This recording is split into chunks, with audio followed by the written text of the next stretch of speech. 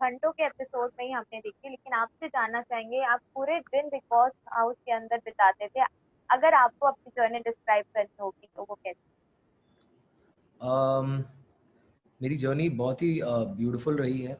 It's been one of a kind and 24 घंटे big boss के घर में आपको उस घर में रहने के लिए एक एक मिनट फाइट करना पड़ता है। बिल्कुल। सो जो 7 हफ्ते मैंने बिताए हैं घर में, वो बहुत उतार और चढ़ाव दोनों के साथ बिताए हैं मैंने। काफ़ी हाई मोमेंट्स रहे हैं, काफ़ी लो मोमेंट्स रहे हैं, मगर ओवरऑल आई थिंक ये मेरे लाइफ का one of my most special and best journeys अब तक मैं मानता हूँ। ओके जान, बिग बॉस के बाद कई सारे लोगों की जिंदगी जो है बदल जाती है। आपकी जिंदगी कितनी बदलेगी क्या, अगर आप बताना चाहें? आपकी आवाज़ थोड़ी कट रही है। अभी आ रही है आपको आवाज मेरी? अभी आ रही है आपको मेरी आवाज? जी, जी, जी। ओके जान, बिग बॉस के बाद कई सारे स्टेप की जिंदगी जो बदल, तो आपको क्या लगता है आवाज़ बीच आगे? बीच में आ रही है, कट रही है। ब्रेक हो रही है, अभी आ रही है आपको आवाज? हाँ, आपने बोला काफ़ी सारे, फिर उसके बाद वो हो गया। ओके। सो जान, बिग बॉस के बाद कई सारे सेलिब्रिटीज की जिंदगी बदल गई, कई कई सारे लोगों को हाइप मिला अपने करियर में। आपको क्या लगता है आपकी जिंदगी कितना बदलने वाली है बिग बॉस के बाद? आई थिंक मेरी ज़िंदगी बहुत ज़्यादा बदल गई है ऑलरेडी, बिकॉज काफ़ी सारे ऐसे चीज़ें मैंने पाई है जो शायद आम ज़िंदगी में मुझे नहीं नसीब होती। जैसे फर्स्ट एंड फॉरमोस्ट मैंने सलमान सर से बात की पर्सनली। मैंने सलमान सर के साथ इंटरेक्ट किया एंड आई थिंक वो एक बहुत बड़ा हाई पॉइंट है मेरे बिग बॉस जर्नी का। एंड सलमान सर ने मुझे उनसे आकर मिलने को भी कहा, जो कि मेरे लिए किसी अप्रिशिएटेड यू।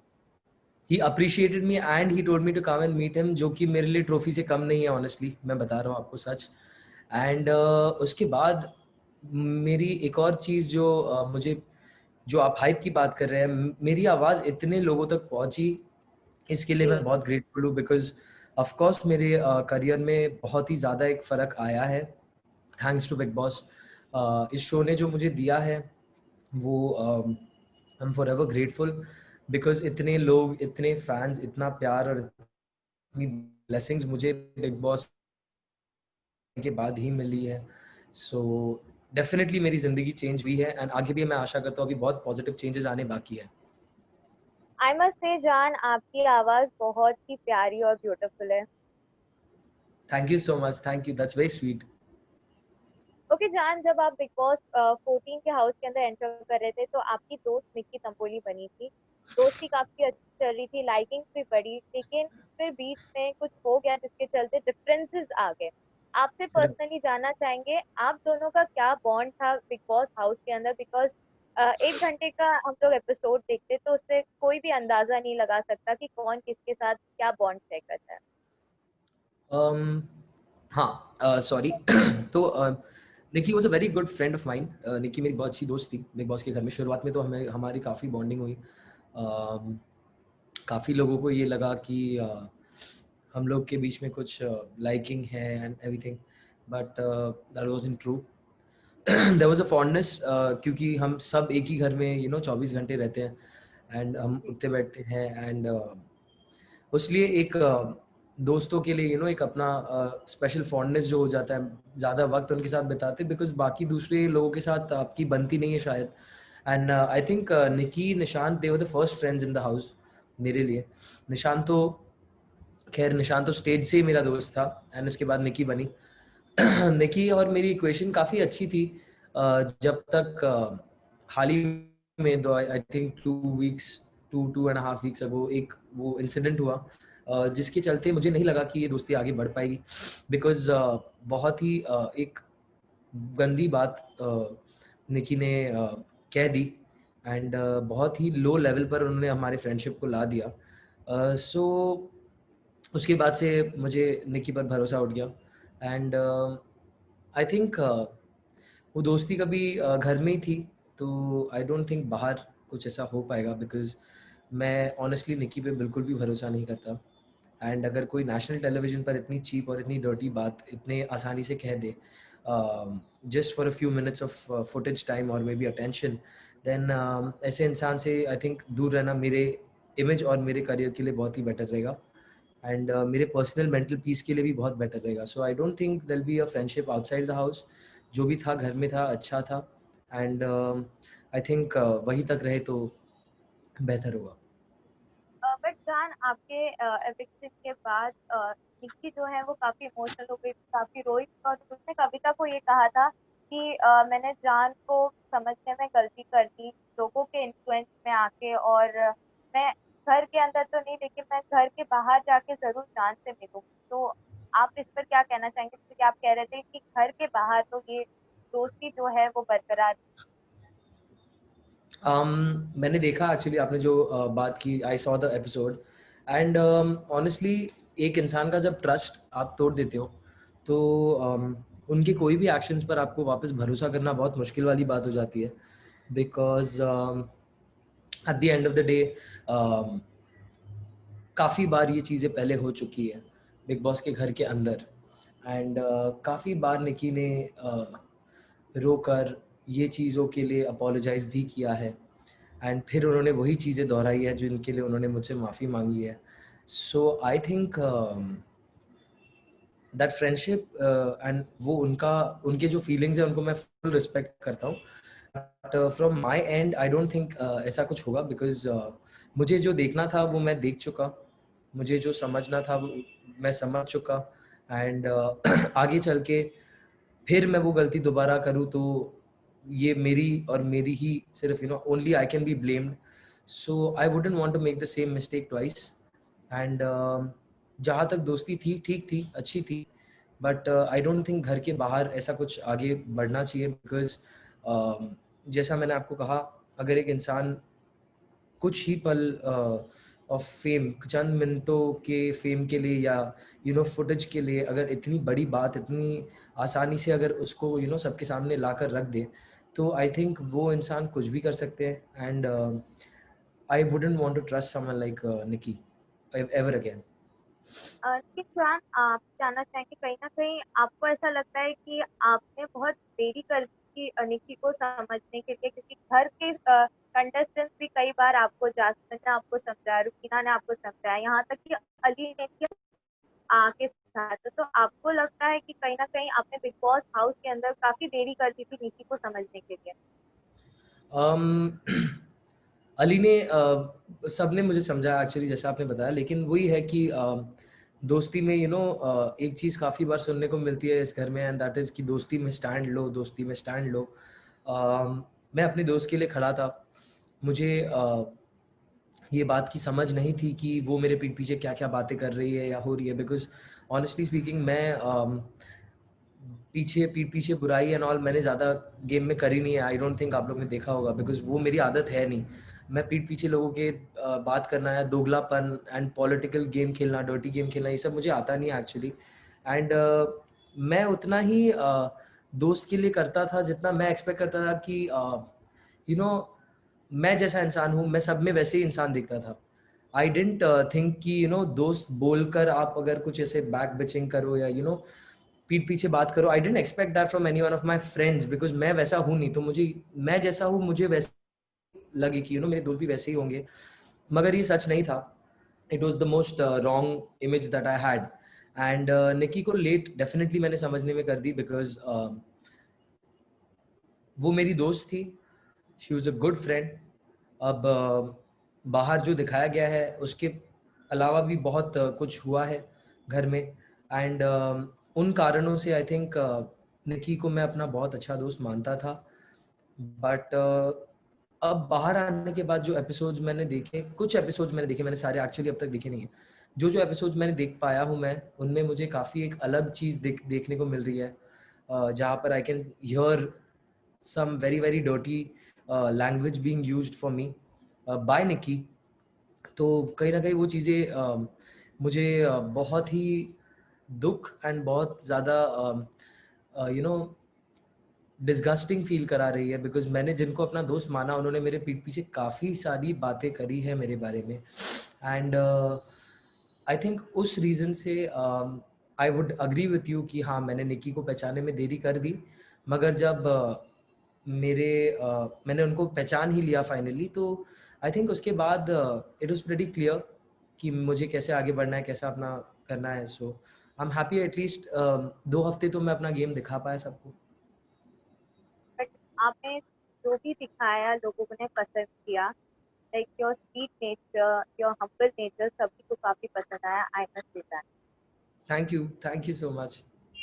ओके, जहाँ निकी के साथ साथ निशांत भी आपके कई काफी अच्छे दोस्त बने थे बिग बॉस की शुरुआत की कौन? सीजन में। निशांत। या ओके, निकी के साथ निशांत भी आपके बहुत अच्छे दोस्त बने थे शुरुआत से ही। लेकिन निशांत भी काफी डिसअपॉइंटेड हुए थे जब आपने उनको रेड जोन में भेज दिया था। आपको क्या लगता है निकी कहीं ना कहीं रीजन थी निशांत और आपके बीच में डिफरेंसेस जो आए थे, उसमें कहीं ना कहीं निकी कहीं ना कहीं जिम्मेदार हो सकती है? I I don't think Nikki, actually Nikki एक अगर निकी ने एक जगह आने की कोशिश की और वो नाकामयाब रही है, तो वो है निशांत और मेरे बीच। उन्होंने काफ़ी बार ट्राई किया होगा, बिकॉज जो एपिसोड में देख रहा हूँ उनमें मैंने देखा है कि there have been a lot of times when she said a lot of things to me, जो ऐसे दिखाया गया है कि मैं वो चीज़ों से इन्फ्लुएंस हो रहा हूँ, मगर ऐसा नहीं है। आई think Nishant only was responsible for what ever happened मेरे और निशांत के बीच में, बिकॉज कैप्टनसी के टास्क के दौरान उन्होंने वो मेरे लिए खेल रहे थे।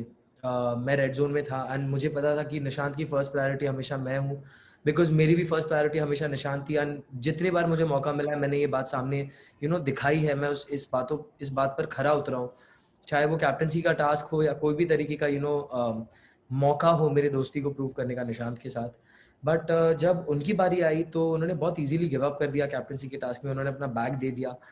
एंड वो मुझे बहुत पर्सनली बुरा लगा, बिकॉज घर में एजाज भाई की फर्स्ट प्रायोरिटी मैं नहीं था, ना ही रुबीना, ना ही अभिनव, ना ही कविता, बट निशांत की फर्स्ट प्रायोरिटी था मैं। एंड जब मेरे ही कैंडिडेट ने इतने इजीली गिव अप कर दिया, वो चीज़ मुझे बहुत बुरी लगी। एंड उसके बाद उसके बाद जो कदम उठाए वो मुझे और भी ज़्यादा बुरे लगे।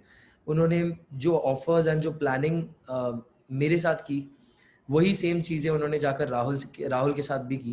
एंड अगर आप दोस्ती का नारा लगाए बैठे हो, सच्चे दोस्त बनना चाहते हो, तो आई डोंट थिंक आप वही सब चीज़ें जाके किसी और को भी कसम खा के ऑफर करोगे जो आपने मुझे बताई। That is something that I felt really bad about. And जो थर्ड चीज़ जिसकी वजह से मेरी और निशांत की दोस्ती मेनली टूट गई, वॉज जो उन्होंने डिसीजन लिया मुझसे नहीं बात करने का। उनको ये लगा कि मैंने निकी की बातों में आकर कुछ किया। I don't think he respected our friendship enough कि वो ये बात को एक्नॉलेज करे कि शायद वो डिसीजन मैंने अपने आप से, मेरा निजी पर्सनल डिसीजन था वो, टू सेव एजाज भाई and not take his bag. Because मेरा एक बहुत अच्छा रिलेशन है एजाज भाई से, and since Nishant was the second one, Nishant was actually the first one जो कैप्टनसी के रेस में था मेरे लिए प्रायोरिटी। बट निशांत के जाने के बाद मैं अभिनव भाई पे ट्रस्ट नहीं करता, and neither do I trust Rubina. जो भी बाकी उधर कैंडिडेट्स थे उसमें सबसे ज़्यादा ट्रस्ट मेरा था एजाज भाई के लिए। एंड निशांत ने ये डील मुझे दी थी कि अभिनव को अगर हम बचाए तो अभिनव आपको फर्स्ट निकालेगा। मुझे उन पर भरोसा नहीं था, एंड आई डेंट थिंक कि गेम के चलते अपने पर्सनल रिलेशंस को खराब।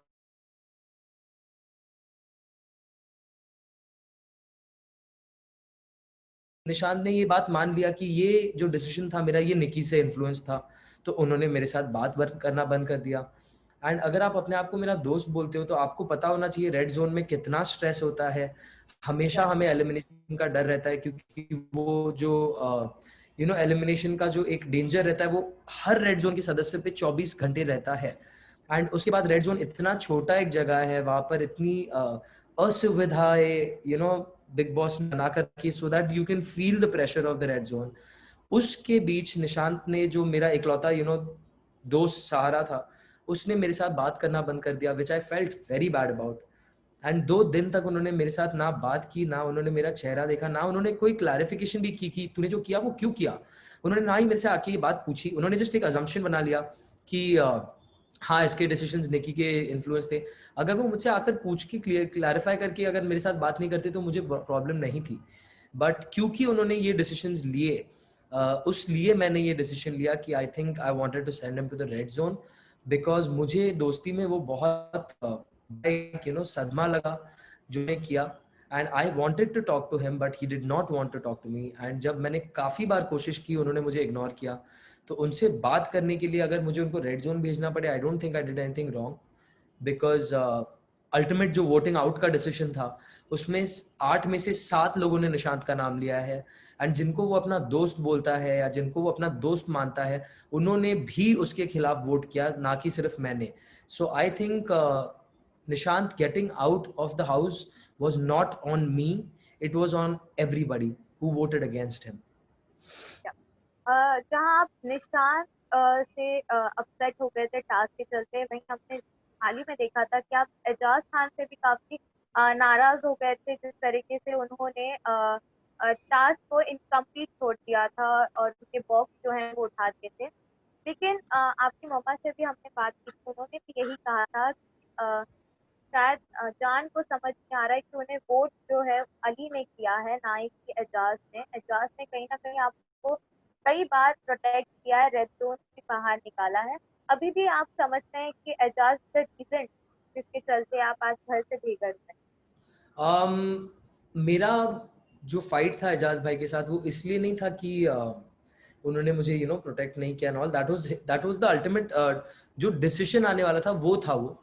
बट मेरा प्रॉब्लम एजाज भाई से ये था कि उन्होंने इतने इजीली एक टास्क गिव अप कर दिया, जिस टास्क में आई थिंक पवित्रा क्लियरली जीतती, because I think that when it comes to endurance, when it comes to आप कितना सहन कर सकते हैं, तो आई थिंक पवित्रा ने बहुत ज़्यादा बार प्रूव कर दिया है कि वो कितनी स्ट्रॉन्ग एक कंटेंडर है। उन्होंने स्कूपर वाले टास्क में कंफर्म सदस्य की जो इम्यूनिटी होती है वो हासिल की है, उन पर बहुत अत्याचार किया गया था लेकिन उन्होंने वो सब सहा। तो आई think Pavitra should have gotten a fighting chance जो उन्हें नहीं मिला, एंड इस बात के लिए उन्होंने भी बहुत आवाजें उठाई कि यार मुझे कोई खेलने ही नहीं दिया किसी ने, मुझे पहले ही उठा दिया, अगर I would have been there I would have won the task. उन्होंने सामने से बहुत बार बोला ये बात। जो बात मुझे बहुत बुरी लगी वो ये थी कि एजाज भाई हर टास्क में इतना जुनून दिखाते हैं कि अक्सर लोग उनके जुनून को अग्रेशन बुलाते हैं। वो इंसान जो इतना मेहनती और इतना ज्यादा पैशन के साथ अपने टास्क करता है, उनके तरफ से ये स्टेप बिल्कुल ही मुझे अच्छा नहीं लगा, इतने इजीली गिव अप करना। एंड दूसरा रीजन जिसके लिए मैं बहुत ही इरिटेटेड था एजाज भाई के साथ वाज कि जब मेरी दोस्ती दिखाने की बारी आई तब मैंने बहुत ही आसानी से बिना सोचे मैंने वो फोटो फ्रेम सैक्रिफाइस कर दिया, बिकॉज मुझे वो नॉमिनेशन में नहीं चाहिए थे। मैं उनको अपना बड़ा भाई मानता हूँ, उन्होंने मुझे रेड जोन से निकाला, उसके लिए आई एम ग्रेटफुल। एंड उसी का जो रीपे करने का मुझे मौका मिला था मैंने तुरंत बिना सोचे समझे किया, बिकॉज उन्होंने भी मेरे लिए बहुत बड़ा काम किया था, that was to remove me from the red zone. So I think उधर जाके आई थिंक हमारा जो स्कोर था वो सेटल हो चुका था। मगर जब बात आई सामने से कुछ करने के लिए, तब जो वो ऐसे मुकर गए, ये बात मुझे बहुत बहुत ज़्यादा बुरी लगी, बिकॉज अगेन उन्होंने वही काम किया जो निशांत ने किया, उन्होंने बहुत इजीली गिव अप कर दिया। एंड सबके पूरे घर के मन में यही था कि ये हफ्ते जो कैप्टन बनेगा उसे एक सदस्य को इम्यूनिटी देने का मौका मिलेगा, जो सलमान सर ने बाद में हमें एक्सप्लेन किया कि ऐसा नहीं है। मगर तब तक सबकी सोच यही थी कि जो कैप्टन बनेगा he will be the one two save, and 6 सदस्य नॉमिनेटेड थे। सो जैस्मिन का बहुत क्लियर था कि वो रुबीना को बचाएंगी, कविता का बहुत क्लियर था कि वो निक्की को बचाएंगी, एजाज भाई का जो था वो मेरे लिए था।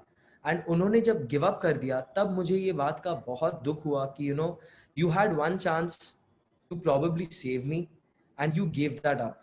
सो इस बात को लेकर मैं बहुत उदास होकर मैंने उनके साथ खूब सारी झगड़े और लड़ाई की। And I know that the reason that I was nominated was Ali, but मुझे एजाज भाई के साथ इसलिए गुस्सा था मैं क्योंकि उन्होंने इतनी इजीली गिव अप किया। मुझे बहुत अच्छे से पता है कि रीजन अली है जिसके लिए मैं आज बाहर हूँ, मगर अली उतना मेरे ऑनेस्टली क्लोज था नहीं कि मैं उनको उनके साथ झगड़ा करूँ या उनके साथ भिड़ जाऊँ, बिकॉज़ आई कंसिडर एजाज़ भाई as an elder brother.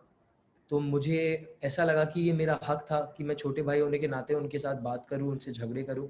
But at the end of the day जब मैं आ रहा था बाहर, सबसे ज़्यादा मैं एजाज़ भाई को भी पकड़ के रोया, बिकॉज़ या जेन्युइनली मुझे वो बहुत अच्छे लगते हैं as a human being, and I treat him like an elder brother.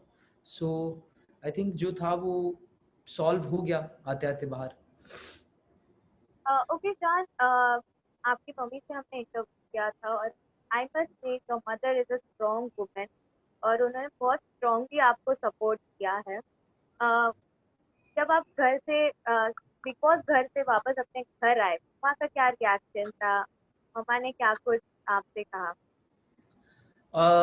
माँ was very emotional when I came back, because इतना टाइम मैं कभी घर से दूर रहा नहीं हूँ।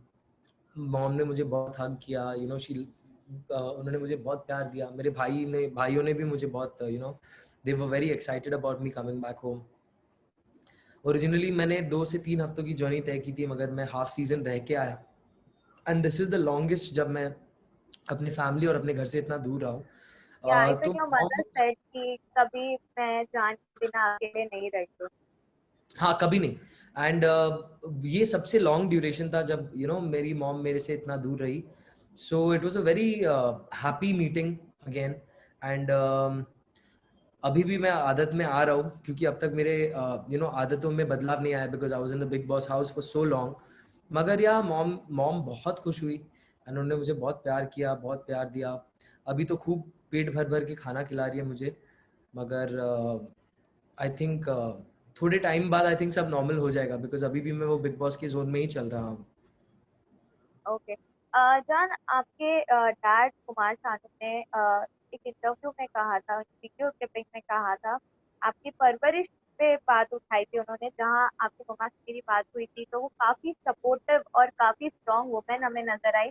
लग रहा था कि उन्होंने बहुत स्ट्रांगली आपको आपकी परवरिश की है, और जिस तरीके से आपको हमने खेलते हुए देखा, हमें तो कभी परवरिश में कोई डाउट नहीं हुआ, लेकिन उन्होंने परवरिश पर सवाल उठाया और आपके पर्सनल लाइफ भी कहीं ना कहीं बिग बॉस हाउस के अंदर खुले हैं। इस पर आप कुछ कहना चाहेंगे? I don't have any comments actually, because मैं बहुत बहुत बार ये आंसर्स दे चुका, and I think it would be best to not comment on this and, like, move on to the next question, I feel. Okay जान, fan से क्या कुछ messages और क्या कुछ प्यार आपको मिल रहा है? I'm getting so much positive messages, इतना प्यार, इतना इट्स वेरी ओवरवेलमिंग। बहुत ही ज़्यादा ग्रेटफुल हूँ मैं, बिकॉज जब मैं घर में गया था तब मैं सिर्फ जान था, एंड अब जब मैं बाहर आया हूँ तो मुझे इतने सारे अच्छे अच्छे टाइटल्स मिले, बिग बॉस की जान, एंड इतना प्यार मिल रहा है मुझे। आई एम वेरी वेरी ओवरवेल्म्ड। मैं अभी भी ये सब ऑब्जॉर्व कर रहा हूँ, डाइजेस्ट कर रहा हूँ, बिकॉज बहुत बहुत अच्छे मैसेजेस मुझे मिले हैं, बहुत सारा प्यार मिला है। इट फील्स वंडरफुल कि इतने लोग मुझे इतना प्यार करते हैं, and I think it's all because of big boss, because मैं जा पाया उस शो में, एंड मैंने अपनी एक फैन फॉलोइंग गैदर कर ली, जो बहुत ही एक बड़ी बात है मेरे लिए। So I am very happy, and I am very very grateful to all my fans. आप लोगों ने 7 हफ्तों तक मुझे अंदर रखा बिग बॉस के घर में, उसके लिए आपको बहुत बड़ा थैंक यू देना चाहूँगा मैं। एंड आगे भी आप सपोर्ट करिए मुझे, बिकॉज मेरा बहुत सारा काम आ रहा है आप लोगों की तरफ, अच्छा म्यूजिक लेकर आ रहा हूँ मैं। So I think I would like to give a big hug and a big thanks to all my fans. Okay, second last question Jaan, Bigg Boss house में राहुल वैद्य ने नेपोटिज्म का मुद्दा उठाया था, जिसके बाद नेशन जो है वो काफी राहुल वैद्य के स्टेटमेंट के खिलाफ हो गए थे। आपको कुछ इस पे कमेंट करना है कि आपने कहा था कि आप जो भी हैं वो आप अपने बलबूते पे आ। जी, आई थिंक इसका जो क्लैरिफिकेशन था और इसका जो एक्सप्लेनेशन था, वो सलमान सर ने इतने ब्यूटीफुली दिया वीकेंड के बार पे, कि इसके ऊपर आई थिंक कुछ बात ना ही करे तो बेटर होगा। बिकॉज सलमान सर ने जब राहुल को समझाया, आई थिंक राहुल के साथ पूरा देश ये बात समझ गया है कि I am not a nepo kid. जो आज मैं टर्म सुन रहा हूँ नेपो किड, मैं नेपोटिज्म का प्रोडक्ट हूँ नहीं। एंड ये बात सलमान सर ने बहुत ही ब्यूटीफुली एक्सप्लेन किया, बिकॉज उन्होंने यही कहा कि अगर मैं नेपोटिज्म का प्रोडक्ट होता तो आज मेरे सारे पिक्चरों में गाने होते, एंड मैं बहुत बड़ा एक ऑलरेडी सेलिब्रिटी होता। एंड मुझे बिग बॉस का सहारा नहीं लेना पड़ता अपने आप को सबके सामने लाने के लिए. सो आई थिंक इससे काफ़ी ज़्यादा क्लियर हो जाता है कि I am not a product of nepotism. And Salman sir के एक्सप्लेनेशन के बाद आई थिंक इस बात पे कोई एक्सप्लेनेशन देने की ज़रूरत नहीं, क्योंकि उन्होंने इतने ब्यूटीफुली एक्सप्लेन कर दिया कि आई थिंक पूरा देश समझ गया है इस बात को. So I am very happy that he Salman sir ने मेरे लिए और मेरे साथ होकर इस बात को सबके सामने क्लियर किया, बिकॉज ये एक ऐसी प्रॉब्लम है जिसे मैं बचपन से फेस करते आ रहा हूँ. So I am very happy. Okay Jaan, last की फैंस ने इतना प्यार किया है, उसके लिए आपकी एक प्यारी सी आवाज से गाना तो डेडिकेट हो जाए. मैंने हाल ही में एक गाना मेरा एक रिलीज हुआ है, इट्स कॉल्ड बेइंतहा सा. तो मैं ये गाना अपने फैंस के लिए गाना चाहूँगा, बिकॉज एक्चुअली मुझे आप लोग सबसे इतना प्यार है. सो मैं आप लोगों के लिए ये गाने के 2 लाइंस गाऊंगा. 100 दफा देख लो फिर भी एक पल कम लगे,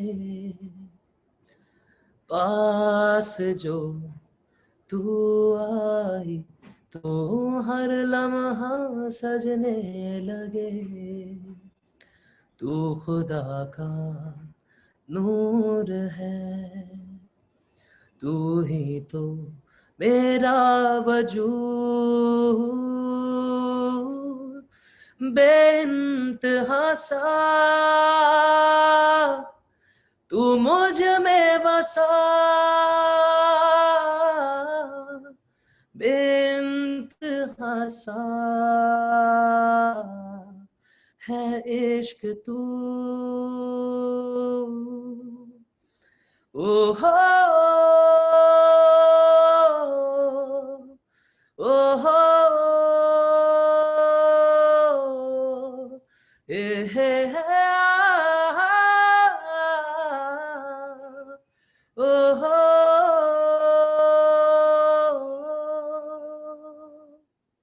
वाओ वाओ, ब्यूटीफुल वॉइस जान, ब्यूटीफुल. होप आगे कई सारे म्यूजिक एल्बम आपके हमें सुनने मिले. Thank thank you you so so much much. For the nice. Interview.